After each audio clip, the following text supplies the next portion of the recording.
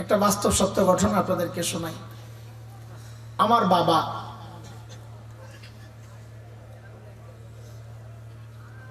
গুমনাম ব্যক্তি, আমাদের পরিভাষা এটা গুমনাম, গায়রে মারুফ, অপরিচিত মানুষ। আমি নাম বললে কেউ চিনবেন না।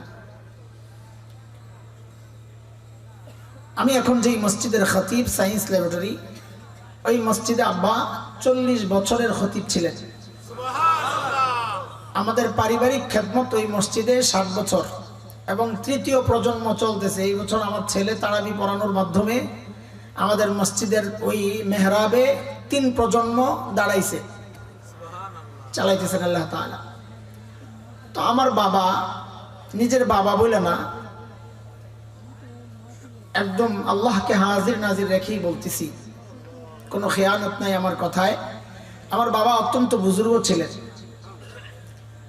আমাদের বুজুর্গ তো বাহিরে প্রকাশ পায়, ঘরওয়ালাদের কাছে বুজুর্গ হইল আসল বুজুর্গ। সাহিবুল বাইতি আদরা বিমা ফি, ঘরওয়ালাই আসল খবর জানে।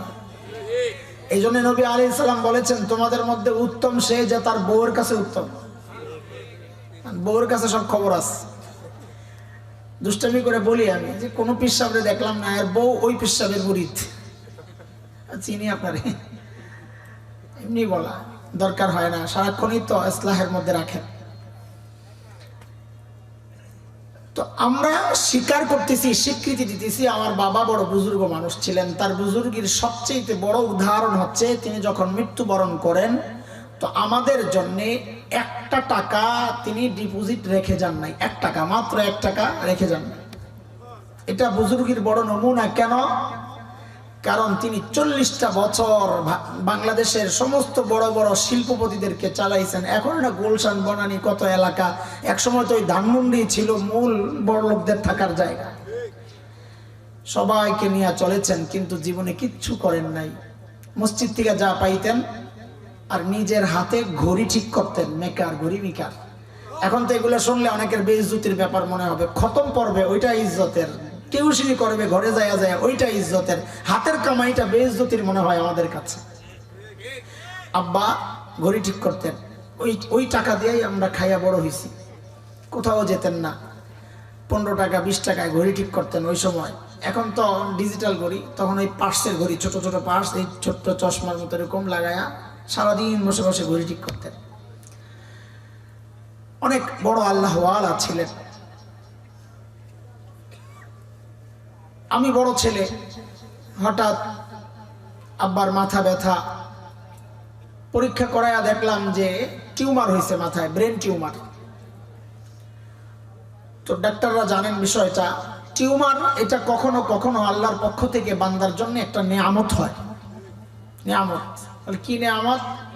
বলে ক্যান্সারকে, টিউমার হইলে ক্যান্সারকে চাপা দিয়ে রাখে, ভিতরে ক্যান্সারের জার হয়ে গেছে।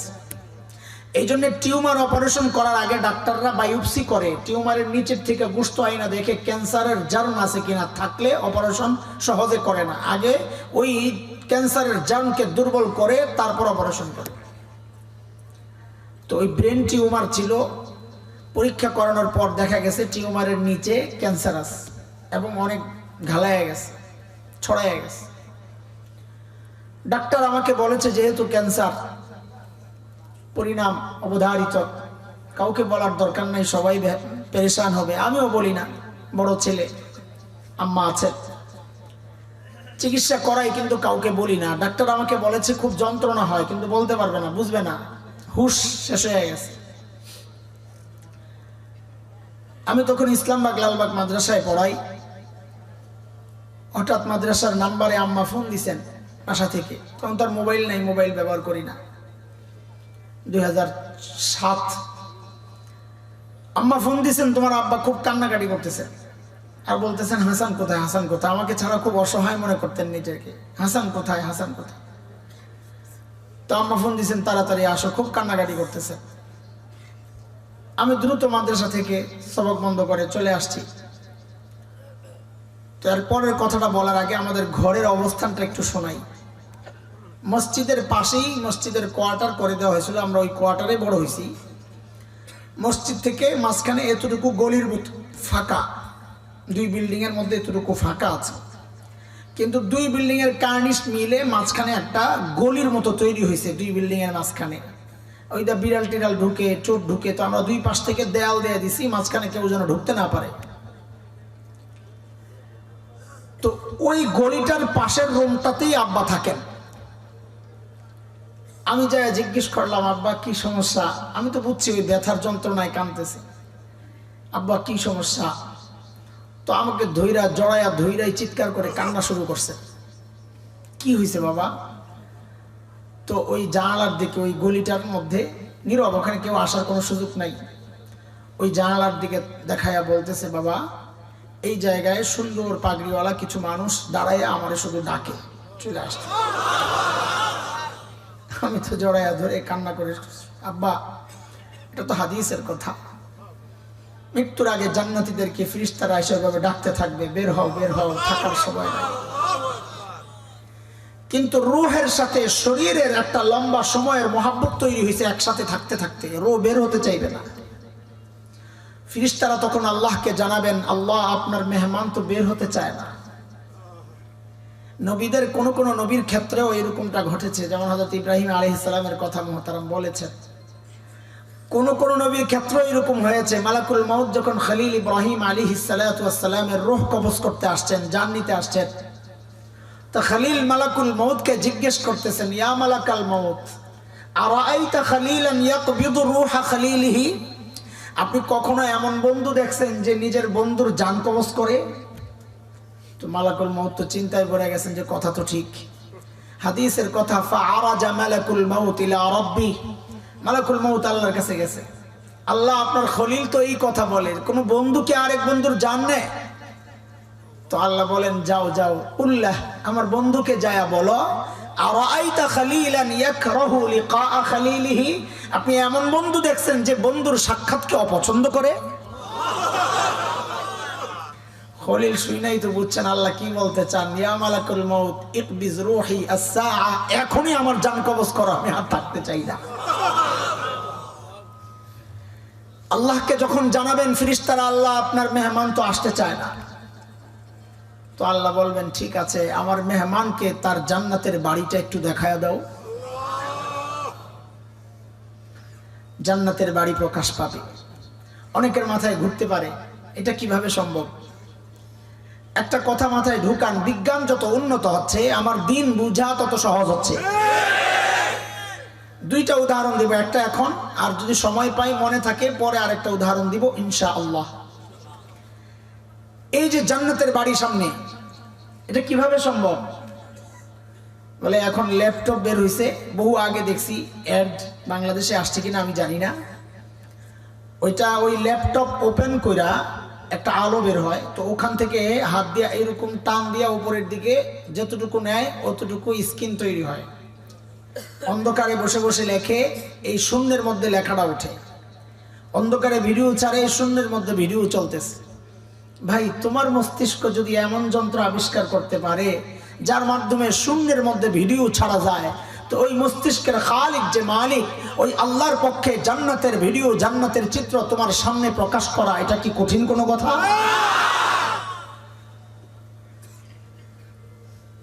যেই না ওই ব্যক্তির সামনে জান্নাতের বাড়িটা প্রকাশ পাবে, ঠিক ওই মুহূর্তেই আল্লাহ তাআলা ডাক দিবেন এই কথা বইলা, ইয়া আইয়াতুহান নাফসুল মুতমাইন্নাহ ইরজিই ইলা রাব্বিকি রাদিয়াতান মারদিয়াহ ফাদখুলি ফি ইবাদি ওয়াদখুলি জান্নাতি।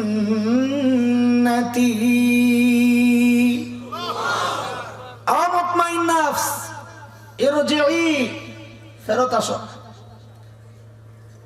হাই হাই, শব্দে শব্দে কথা বললে সময় যাবে, কিন্তু মজা ছাড়তেও তো মনে চায় না। ফেরেশতারা ডাক দিছিলেন, ও খুরুজি, বের হও বের হও। আল্লাহ তাআলা শব্দ পাল্টাইছেন, না বের হও না, ইরজিই, ফেরত আসো। কারণ বের হও আর ফেরত আসার মধ্যে পার্থক্য আছে। বের হও তো ঘরের ভিতরে আছে, ভাই একটু বের হন তো, সে ঘরে জায়গা মতো আছে, বের হইতে বলা হইতেছে। আর ফেরত আসো মানে জায়গা মতো নাই, বাইরে আছে, ঘরে ফেরত আয়। তো আল্লাহ বলতেছেন ফেরত আসো মানে কি? বলে ফেরত তো আসে জায়গা মতো যায়। তো হ্যাঁ, তুমি তো জায়গা মতো নাই। বলে আমার জায়গা কোনটা? বলে ওই যে জান্নাত দেখা যায়। ইরজিই ইলা রাব্বিক রাদিয়াতাম মারদিয়া, ওই রবের কাছে ফেরত আসো যেই রবের সিদ্ধান্তের সামনে দুনিয়ায় তুমি সন্তুষ্ট ছিলা। আজকে রব সুসংবাদ জানাচ্ছেন, রবও তোমার উপর রাজি আর খুশি। বলে এখন জান্নাতে যাইবা। তখন একা একা জান্নাতে যাওয়া এটা একটু ভয় ভয় লাগতে পারে বান্দার। আল্লাহ তো জানেন, সব জানেন না? নতুন কোথাও গেলে একটু ভয় ভয় লাগে, যত আপন জায়গায় হোক। যেমন আপনারা বলেননি জামাই আদর, জামাই আদর বলেন না? কথা বলে না? তো বোঝা গেল জামাইরে শ্বশুর বাড়িতে খুব আদর করে না? সবচেয়ে বেশি আদর কে করে বলেন তো? শাশুড়ি, তাই না? পোল্ট্রি বাস। সবচেয়ে বেশি আদর করেন কে? মা। সবচেয়ে বেশি আদর দেখান শাশুড়ি। পার্থক্য তো বুঝো না। আবার বলেন সবচেয়ে বেশি আদর করেন কে? সবচেয়ে বেশি আদর দেখান কে? শাশুড়ি। আমার শাশুড়ি তো আমার অনেক আদর করে, বড় জামাই। কিন্তু এটা তো বাস্তবতা। একদিনও তো যাই আর রাত্রে সজাগ পাই নাই যে আমার জন্য অপেক্ষায় বসে রয়েছে। মাহফিল করে যখন বাসায় ফিরতাম, বেশিরভাগ সময় তো ফজরের আগে তাহাজ্জুদের ওয়াক্তে বাসায় ফিরতাম, গিয়ে তো দেখতাম হায় বিবি ঘুমায়, সন্তানরা ঘুমায়, একজন মানুষ জায়নামাজ বিছায়া বসে আছে, ঘুম নাই। মাঝে মধ্যে পেছন থেকে জড়াইয়া ধরতাম। আমি আবার বাচ্চাদের মতো করতাম, মায়ের সাথে জড়াইয়া ধরতাম, মা ঘুমাও না। বলতেন বাবা যতক্ষণ বাহিরে থাকো ঘুম তো আসে না, এর নাম তো মা। যাই হোক, এটা ভিন্ন কথা। তো শ্বশুর বাড়ি যাওয়ার সময়ও নতুন জামাই একা একা কেমন কেমন লাগে, একটু আনইজি ফিল করে।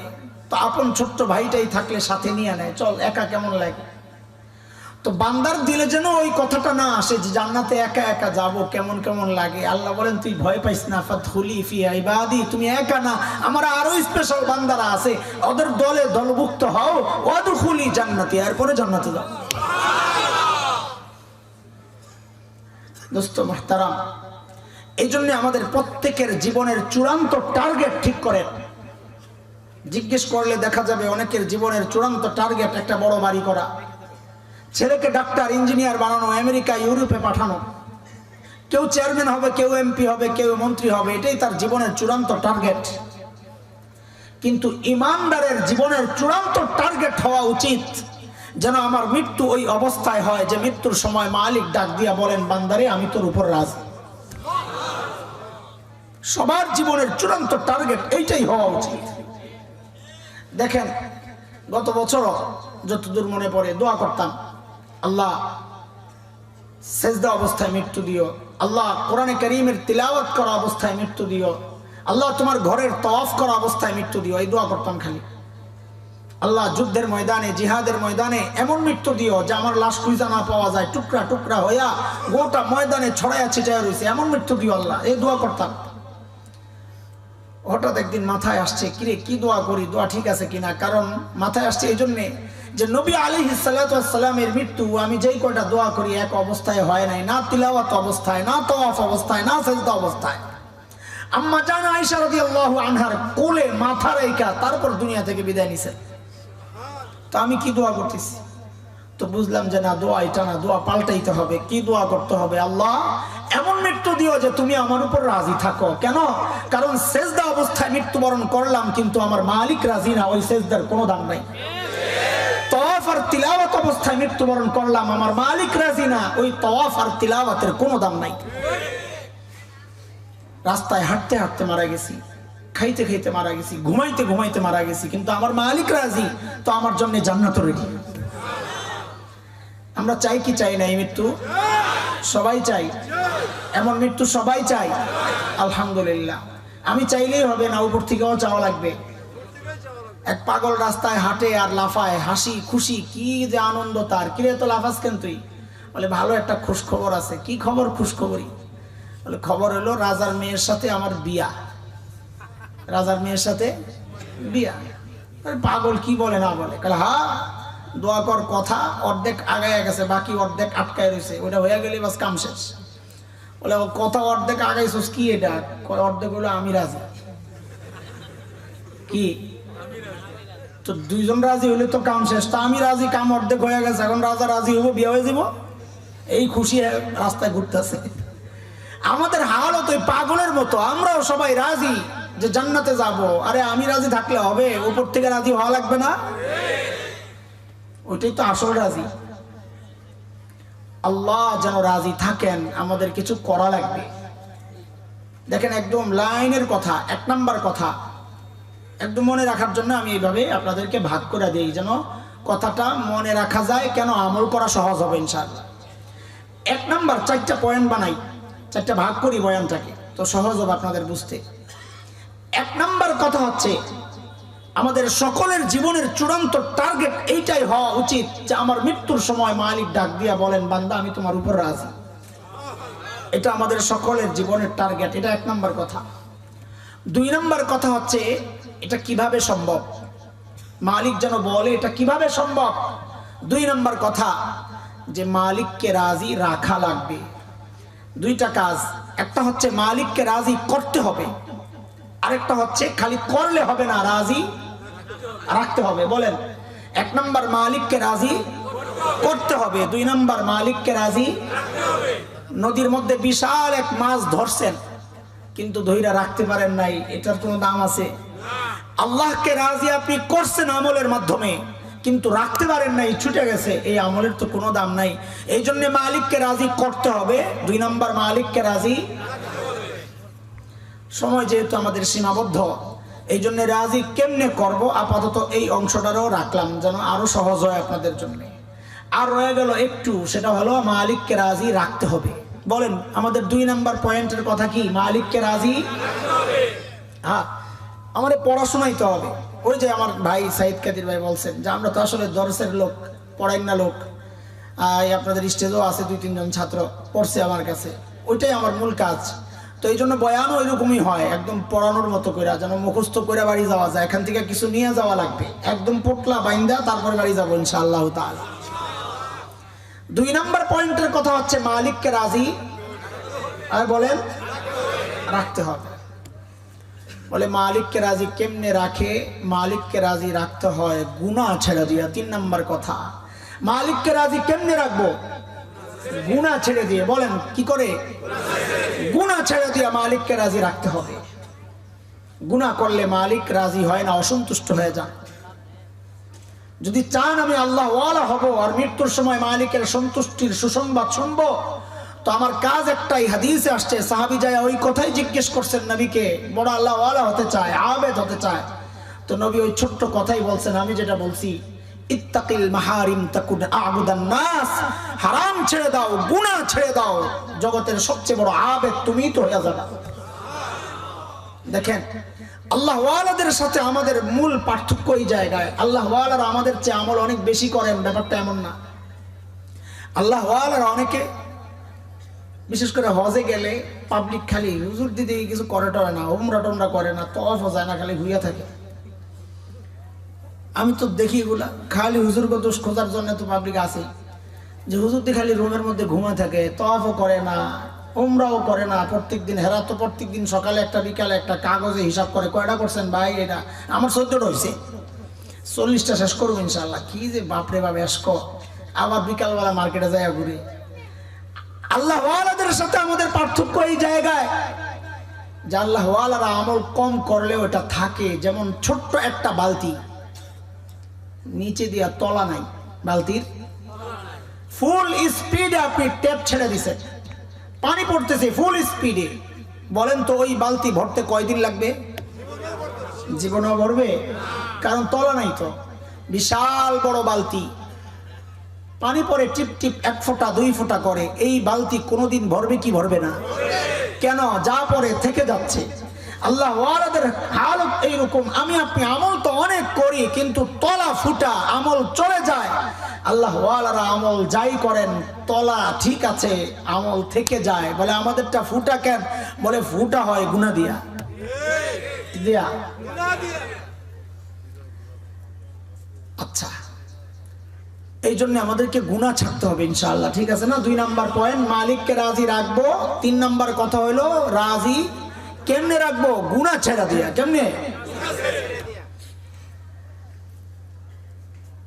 গুনাহ কেমনে ছাড়বো? আমাদের অনেক ভাই এসে আমাদেরকে বলেন, বিশেষ করে আমার সাথে যাদের তাল্লুক, এই একই কথা, হুজুর গুনাহ ছাড়তে চাই, ছাড়তে পারি না, ছাড়তে চাই, ছাড়তে পারি না। তো আলহামদুলিল্লাহ আমাদের বড়রা আমাদের উপর অনেক বড় ইহসান আর দয়া করছেন, যে গুনাহ ছাড়ার সহজ রাস্তা শিখাইয়া দিছেন, যে এইভাবে এইভাবে চলো তো গুনাহ ছেড়ে দেওয়া সহজ হয়ে যাবে। এইরকম কয়েকটা রাস্তার আলোচনা আপনাদেরকে করব। মূলত এটাই হলো আজকের আলোচনার মূল পয়েন্ট। এতক্ষণ ঘুরাই আনছি জিনিসটাকে জোড়া লাগানোর জন্য। গুনাহ ছাড়ার সহজ রাস্তা। বলেন আজকের আলোচনার মূল হেডলাইন কি? গুনাহ ছাড়ার সহজ রাস্তা। গুনাহ ছাড়ার সহজ রাস্তা। 1 নাম্বার আমি জিজ্ঞেস করবো, এই ভাই 1 নাম্বার কিসের 1 নাম্বার? 2 নাম্বার কিসের 2 নাম্বার? বলা লাগবে গুনাহ ছাড়ার সহজ রাস্তা। 1 নাম্বার রাস্তা গুনাহ ছাড়ার সহজ রাস্তা।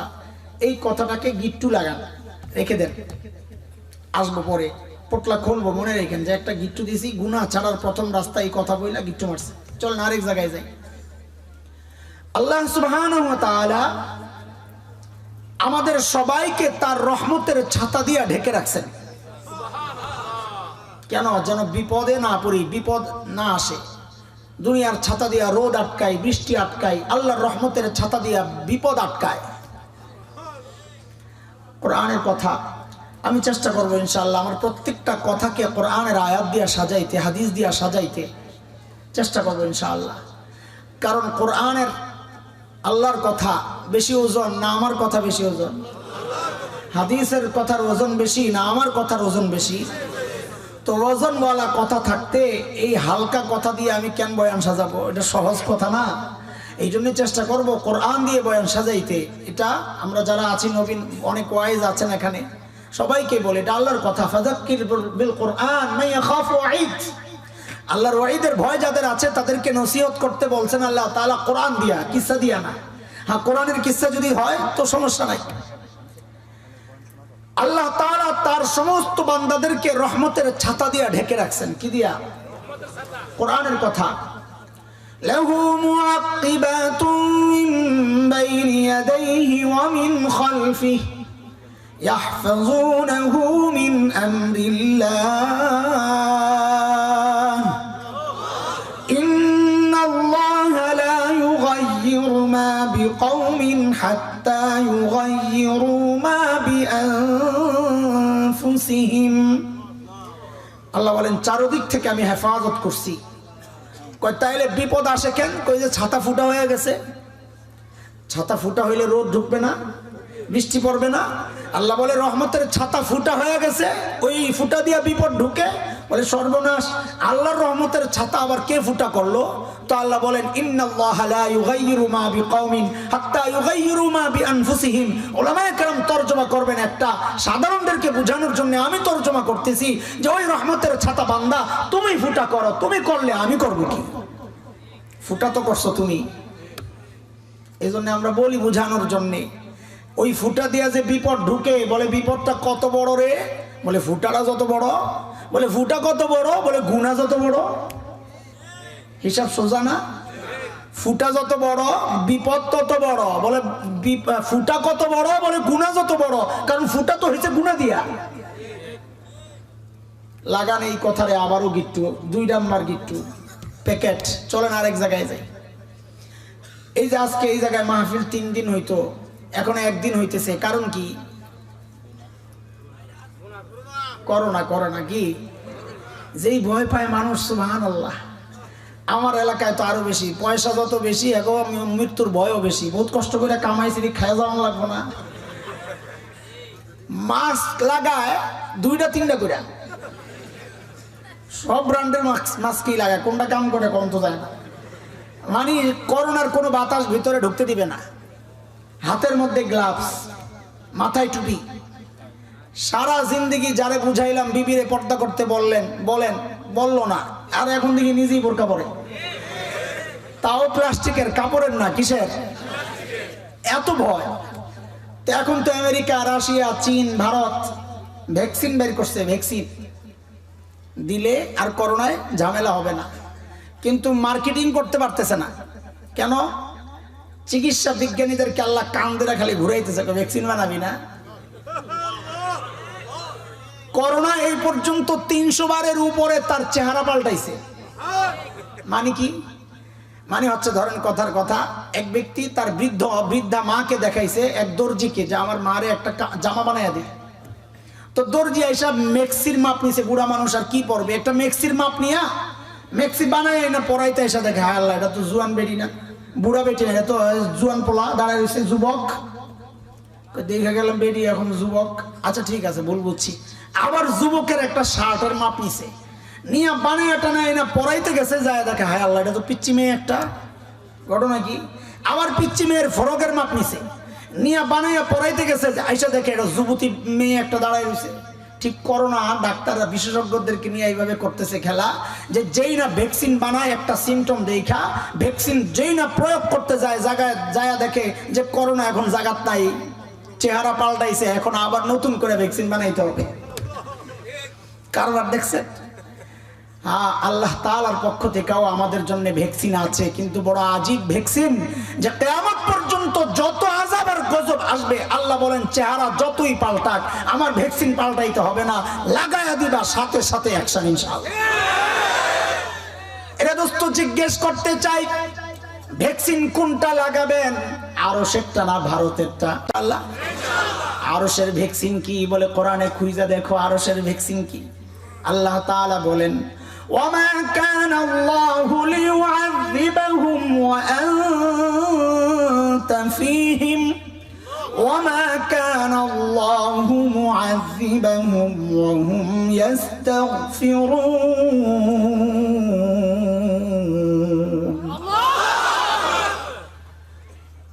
বাতাস আসে তো, আমি চাই যে দুর্বল হয়ে গেছি, একটা রুমাল দাও, অথবা আমার রুমালটা নিয়ে আসো গাড়ি থেকে।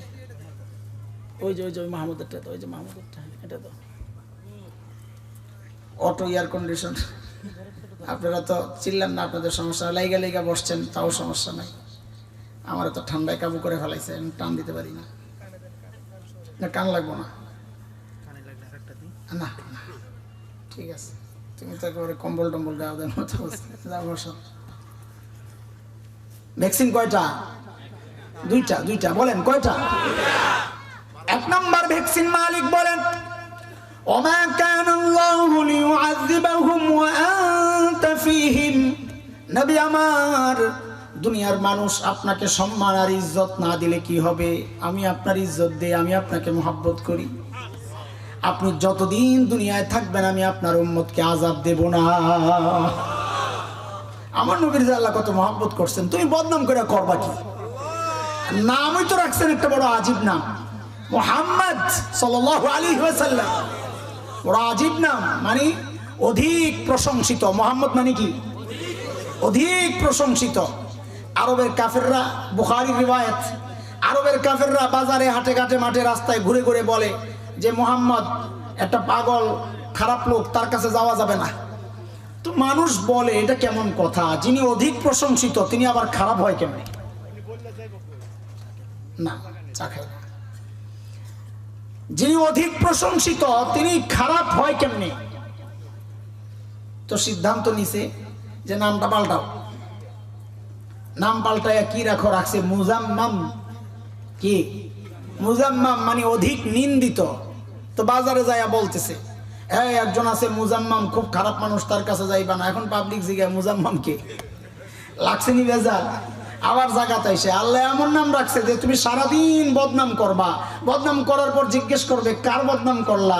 বলে মুহাম্মদ, যিনি অধিক প্রশংসিত। বলে তুই কি পাগল নাকি রে বেটা?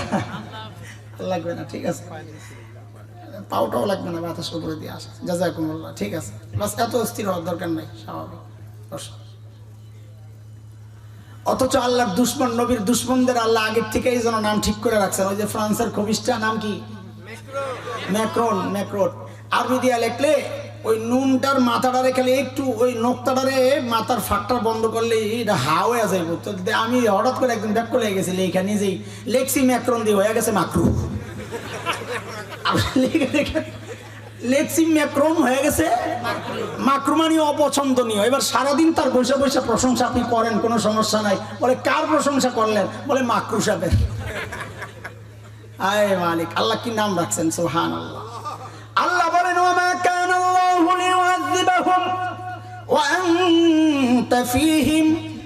নবী আপনি যতদিন এই জমিনে থাকবেন আমি আপনার উম্মতকে আযাব দিয়ে ধ্বংস করব না। বলে নবী তো নাই, তাই তো আমরা মিস করলাম না, আমরা বঞ্চিত হয়ে গেছি না? না, কেন? কারণ বড়রা বলেছে যে ব্যক্তি নিজের জীবনকে সুন্নত দ্বারা সাজাবে সে যেন নবী আলাইহিস সালাতু ওয়াস সালামের সাথী আছে।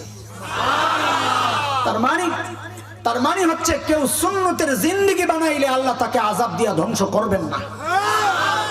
ভুল বুঝছেন না, আবার পেস লাগাই দিয়েন না যে তাইলে যে সুন্নতের উপর চলবে তারে মনে হয় করোনা ধরবে না। না না, আমি বলি নাই এটা, আমি বলছি আযাবে ধরবে না। করোনা আর আযাব এক জিনিস না। করোনা একটা বিপদ, বিপদ দুই কারণে আসে, আযাবও হইতে পারে, পরীক্ষাও হইতে পারে। সূরা রুম আয়াত 41 আল্লাহ বলেন বিপদ হচ্ছে তোমার জন্য আযাব। যাহারাল ফাসাদু ফিল বাররি ওয়াল বাহর বিমা কাসাবাত আইদিন নাস।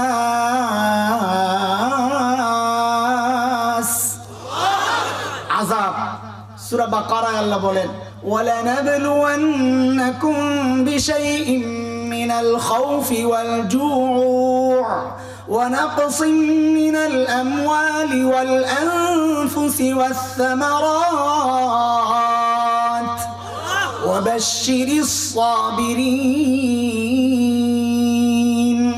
বিপদ পরীক্ষা, কাজে করোনা বিপদ পরীক্ষাও হইতে পারে, আবার আযাবও হইতে পারে।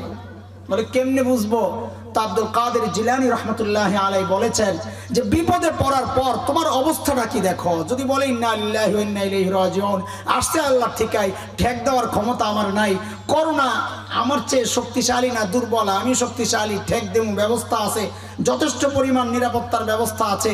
যদি এইরকম শব্দ বাইর হয় তো বোঝা যাবে এটা আযাব। আর যদি মনে করে আল্লাহর পক্ষ থেকে আসছে, মৃত্যু আসলে আসবে, কোনো সমস্যা নাই, আল্লাহর হুকুম, বোঝা যাবে এটা পরীক্ষা।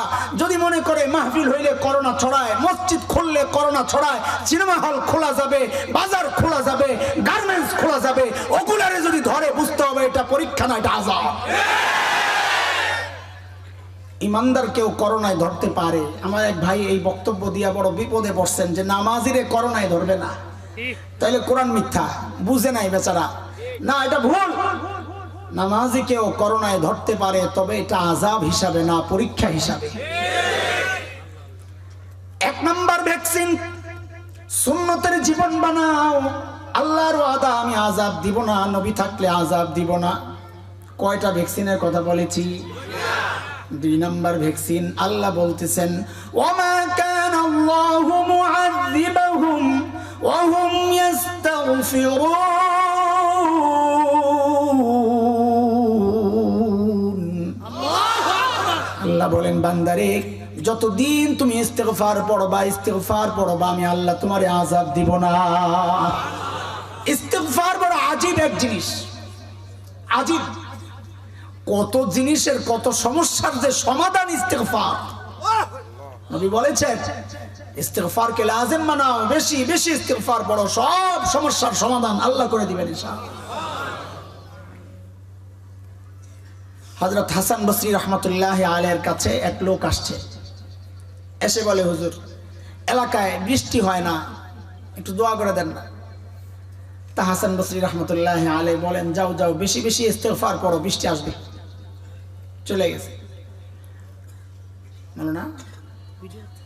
হ্যাঁ, লাড়ালাড়ি করলে মনোযোগ নষ্ট হয়। আপনি মনোযোগ দিয়ে শুনেন, আমি মনোযোগ দিয়ে বলি। চলে গেছে। আরেক লোক আসছে যে হুজুর ঋণ যায় না, অভাব যায় না। আরে ভাই এই সমস্যাগুলো আপনাদের আছে? কথা বলে না? না নাই?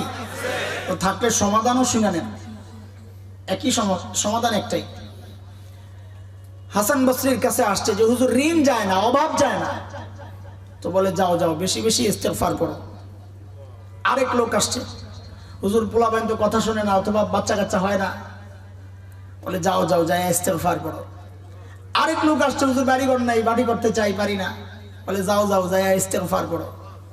খাদেম একটা ছিল, হুজুর বুঝলাম না কিছু, যে আসে হেরে খালি ইস্তেগফার ধরার। আমি থাকলে তো বলতাম হুজুর বুঝলাম না, এটা কি গুলিস্তানের হালুয়া নাকি? গুলিস্তান দেখছেন আমরা ছোটবেলায় দেখছি, মজমা জমায়া হালুয়া ব্যস্ত। কি সমস্যা? মাথা ব্যথা, জ্বর, সর্দি, কাশি, গিরায় গিরায় ব্যথা, আরো যত কিছু আছে সব রোগের একটাই চিকিৎসা, হালুয়া। বাটপার বলে ইস্তেগফারও কি ওই রকম কিছু যে একটা দিয়া সব কাম শেষ? আয় মালিক। হাসান বসরি রহমতুল্লাহ আলাইহি বলেন যে এটা তো আমার পরামর্শ না, এটা নবী নূহ আলাইহিস সালাতু ওয়াস সালামের পরামর্শ। আর এটা আল্লাহর কাছে এত পছন্দ হইছে, আল্লাহ তাআলা কোরআনুল কারীমের সূরা নূহের টুকরা বানায়া নাযিল করে দিয়েছেন। فَقُلْتُ اسْتَغْفِرُوا رَبَّكُمْ إِنَّهُ كَانَ غَفَّارًا يُرْسِلِ السَّمَاءَ عَلَيْكُمْ مِدْرَارًا وَيُمْدِدْكُمْ بِأَمْوَالٍ وَبَنِينَ وَيَجْعَلْ لَكُمْ جَنَّاتٍ وَيَجْعَلْ لَكُمْ أَنْهَارًا। এক জায়গায় 5 সমাধান ইস্তেগফারের আল্লাহ দিয়া দিয়েছেন একটার মধ্যেই, এক আয়াতেই। আরো তো বহুত উপকার আছে। 1 নাম্বার ইস্তেগফারের ফায়দা, ইন্নাহু কানা গফফারা, আল্লাহ গুনাহ মাফ করে দেন। এটা পরে গফফার পরে আলোচনা করব যদি সময় থাকে ইনশাআল্লাহ, মনে করায় দিন যদি ছুটে যায়।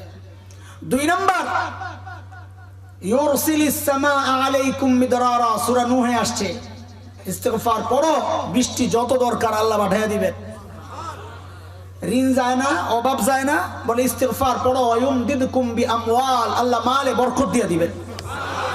বাচ্চা কাচ্চা সমস্যা, বলে ওয়াবানিন, ইস্তেগফার পড়ো, আল্লাহ বাচ্চা কাচ্চার সমস্যা দূর করে দিবেন। বাড়ি ঘর নাই, বাড়ির টেনশন করো, ইস্তেগফার পড়ো। খালি বাড়ি না, সাথে একটা বাগানও থাকবে, ওয়াজআল লাকুম জান্নাত ওয়াজআল লাকুম আনহারা, সাথে একটা পুকুরও থাকবে, একটা বাগান বাড়ির ব্যবস্থা আল্লাহ করে দিবেন। কাজ একটাই, ইস্তেগফার। ওই যে হালুয়া বললাম, একটাই আমল, ফায়দা অনেক। বেশি বেশি ইস্তেগফার পড়বো ইনশাআল্লাহ। মুহতারাম হাজিরিন, চলেন আমরা আমাদের পোটলা খুলি, সময় তো অনেক গেছে আপনাদের। পোটলা 2 নাম্বার পোটলা খুইলা রেখে আসছিলাম, সেটা হচ্ছে ওই যে রহমতের ছাতা ফুটা হয়, ওই ফুটা দিয়া বিপদ ঢুকে, মনে আসেনি কথা? আমাদের দরকার ফুটা বন্ধ করা। কি করা? যেন বিপদ না ঢুকে। বলে ফুটা বন্ধ করব কি দিয়া? বলে ইস্তেগফার দিয়া। রহমতের ছাতা ফুটা হয় গুনাহ দিয়া, বন্ধ হয় ইস্তেগফার দিয়া। বলে ফুটা হয় কি দিয়া? বন্ধ হয় কি দিয়া? এই জন্য বেশি বেশি ইস্তেগফার পড়বো, বিপদ বন্ধ হয়ে যাবে। কেন? ফুটা বন্ধ হয়ে গেলে বিপদ বন্ধ। প্রথম যে গিট্টু দিয়ে আসছি ওইটা খুলে বলেছিলাম গুনাহ থেকে বাঁচার সহজ উপায়ের 1 নাম্বার রাস্তা, মনে আছে? হ্যাঁ, এবার চলেন জায়গায় মূল আলোচনায় চলে যাই। এতক্ষণ যা আলোচনা করলাম, কি বুঝলেন? যে গুনার কারণে বিপদ আসে, গুনার কারণে বিপদ আসে। তো গুনাহ ছাড়ার 1 নাম্বার সহজ রাস্তা হচ্ছে, যত বিপদে পড়বো, যত বিপদ, মাথা ব্যথা করতেছে তো মনে করবো এটা আমার গুনার শাস্তি। জ্বর হইছে, মনে করবো আমার গুনার শাস্তি। হোঁচট খায়া পড়ছি, মনে করবো গুনার শাস্তি। বিবি কথা শোনে না, মনে করবো গুনার শাস্তি। সন্তান কথা শোনে না, মনে করবো গুনার শাস্তি। ঋণে পড়ে গেছি, মনে করবো গুনার শাস্তি। হ্যাঁ, অভাব যায় না, মনে করবো গুনার শাস্তি। চাকরি বাকরি নাই, মনে করবো গুনার শাস্তি। অধীনস্থরা কথা শোনে না, জনগণ কথা শোনে না, মনে করবো গুনার শাস্তি। যত বিপদ আছে দেখেই মনে করবো এটা আমার গুনার শাস্তি। এইভাবে লক্ষ্য করলে তো যেহেতু মাথায় ঢুকবে যে আরে গুনাহ করলে বিপদ আসে, তো গুনাহ ছেড়ে দিব, তখন গুনাহ ছেড়ে দেওয়া সহজ হয়ে যাবে। সমস্যা কোন জায়গায়? সমস্যা হইল আমাদের সমস্যা এক জায়গায়, ফুটা একদিক দিয়া, জোড়া লাগায় আরেক জায়গায়। বউ কথা শুনে না, এটা তো গুনার শাস্তি বললাম, আমার মাথায় ওইটা ঢুকে না। আমি আসি মৌলবীর কাছে, হুজুরের কাছে। কেন? হুজুর একটা তাবিজ দেন, বউ কথা শুনে না। আমাকে হুজুর করে আল্লাহ বানাইছে তাবিজ দেওয়ার জন্য আর খতম করার জন্য। হয় এই তাবিজ আর খতম না পড়লে কিসের হুজুর?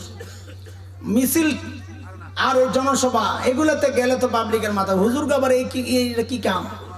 এটা মুশরিকরা নবীদেরকে বলতো, মালি হাজার রাসূল ইয়াকুলু তুআমা ওয়া ইয়ামশি ফিল আসওয়াক। এটা কেমন রাসূল? হে দেখি খায় আবার বাজারে যায়। এখনকার মুশরিকদের চেলারা বলে এটা কেমন হুজুর? হে দেখি আবার আন্দোলনও করে। আপনাকে ধারণা হচ্ছে আমরা বৈশা বৈশা তাবিজ লিখি আর ঝাড়মুখ দিয়ে আর খতম করি, এটাই আমগো কাজ। খামু আর পেট বড় করুন, এটাই আমগো কাজ। আরে ভাই,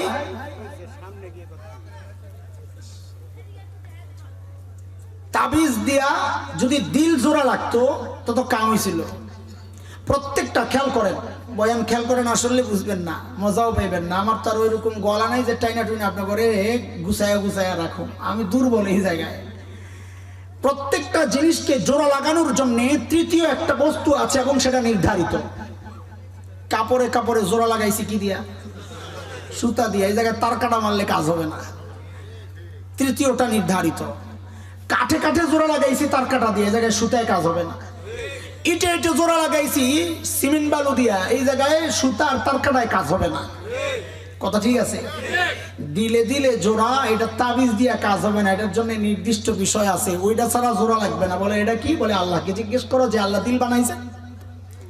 দিল বানাইছেন যে আল্লাহ, ওই আল্লাহকে জিজ্ঞেস করো যে আল্লাহ দিলে দিলে জোড়া কেমনে লাগে। তো আল্লাহ জানায়া দিয়েছেন, সূরা মারিয়ামের শেষ দিকে আসছে। মালিক বলেন, ইন্নাল্লাযীনা আমানু ওয়া আমিলুস সালিহাত সায়াজআলু লাহুমুর রাহমানু উদ্দা। আল্লাহ বলেন, বান্দা তোর ঈমান ঠিক কর, আমল ঠিক কর, দিলে দিলে মুহাব্বত আমি আল্লাহ তৈরি করে দেব। বলে না, আরো ব্যবস্থা আছে হুজুর। বলে কি? বলে বউ যেই কারণে নারাজ, ওটা দূর করলেই তো কাম শেষ। বলে কি, বউ 20,000 টাকা দিয়ে একটা শাড়ি কিনা দেবো, একটা চেইন আর মালা কিনা দেবো, তাহলে তো বউ কাইত হয়ে যাইব গা। একটু স্বর্ণ কিনে দিলে তো বউ কাইত হয়ে, কাইত হইব, কিন্তু দিলে দিলে জোড়া লাগবে না। কারণ স্বর্ণ দিয়া দিল জোড়া লাগে না, দিল জোড়া লাগে ঈমান আর আমল দিয়া। এই খবর আল্লাহর আছে না? আপনি যে এই চিন্তা করতে পারেন, কথা বলে না? এই জন্য আল্লাহ আগেই জানাইয়া দিচ্ছেন, কয় টাকা খরচ করবি রে তুই? 20,000। আরেকজন বলবে 1 লাখ। আল্লাহ বলেন, একবারে শোন, একবারে শোন, গোটা দুনিয়ায় যা আছে সব খরচ করলেও দিলে দিলে জোড়া লাগাইতে পারবি না, কারণ এটা দিল জোড়া লাগানোর জিনিস না। কে জোড়া লাগাবে? আল্লাহ বলেন, এটা আমার কাজ, এটা টাকার কাজ না। সূরা আনফালে, কোরআনের কথা এগুলা, আমার তো সময় নাই না সব কথার পেছনে হায়াত লাগাইতাম। সূরা আনফালে আল্লাহ তাআলা বলেছেন, وَأَلَّفَ بَيْنَ قُلُوبِهِمْ لَوْ أَنفَقْتَ مَا فِي الْأَرْضِ جَمِيعًا مَا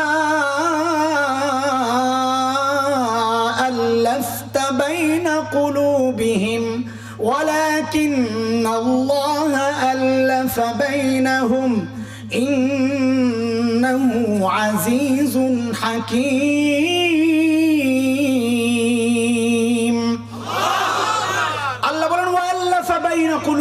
দিলে দিলে আমি জোড়া লাগাই। বলে খরচ করলে? বলে কত? আল্লাহ বলেন, শোন, লাউ আনফাকতা মা ফিল আরদি জামিআ, জমিনের উপর যা কিছু আছে যদি সব খরচ করস, মা আল্লাফতা বাইনা কুলুবিহিম, তুই পারবি না দিলে দিলে জোড়া লাগাইতে। বলে কেন পারবো না? বলে এটা টাকার কাজ না, এটা তাবিজের কাজ না। বলে এটা কার কাজ? আল্লাহ বলেন, ওয়ালাকিন্নাল্লাহা আল্লাফা বাইনাহুম, এটা আল্লাহর কাজ, এটা টাকারও কাজ না, এটা তোরও কাজ না, এটা আমার কাজ। এই জন্যে বউ কথা শুনবে কখন? আপনি মালিকের কথা শোনা শুরু করেন, ঈমান ঠিক করেন, আমল ঠিক করেন, গোটা মাখলুককে আল্লাহ আপনার অনুগত বানাইয়া দিবে, এটা আল্লাহর ওয়াদা। গুনাহ ছাড়ার 1 নম্বর সহজ রাস্তা এটা। যত বিপদে পড়ব, সব বিপদ দেখেই মনে করব যে এটা আমার গুনার শাস্তি। এইভাবে চিন্তা করলে তো গুনাহ ছেড়ে দেওয়া সহজ হয়ে যাবে। বুঝে আসছিনি কথা? চলেন 2 নম্বরটা যাই। এই কিসের 2 নম্বর? পড়া না পারলে কিন্তু মুরগি বানায় রাখো। আমি কিন্তু খুব পিঠাইতাম, ওই যে পোলা বাইন আছে আমার পিঠা খাইছে, পড়া মুখস্থ শোনার লাগবে। 2 নম্বর কিসের 2 নম্বর? গুনাহ ছাড়ার সহজ। আচ্ছা এখানে যে বসে রয়েছেন আপনারা গুনাহ করতেছেন? সত্যি? মাশাআল্লাহ। কষ্ট হইতেছে? গুনাহ যে ছাড়ছেন, বয়ান শুনতেছেন, কষ্ট হইতেছে এটা জিজ্ঞেস করেন। কষ্ট হয় এটা আমি ভালো করে জানি, আমার বয়ান শুনে কি আর আরাম লাগবে? গুনাহ যে ছাড়ছেন এটার জন্য কষ্ট হইতেছে? ওহো, তাহলে তো কাহিনী এনো ফিট খাইছে। এখানে একটা কিছু আছে, এটা বাইর করা লাগবে, যেই কারণে আমরা গুনাহ ছাইড়া দিছি কিন্তু আমাকে কষ্ট লাগে না। বুঝেন না এই কথা?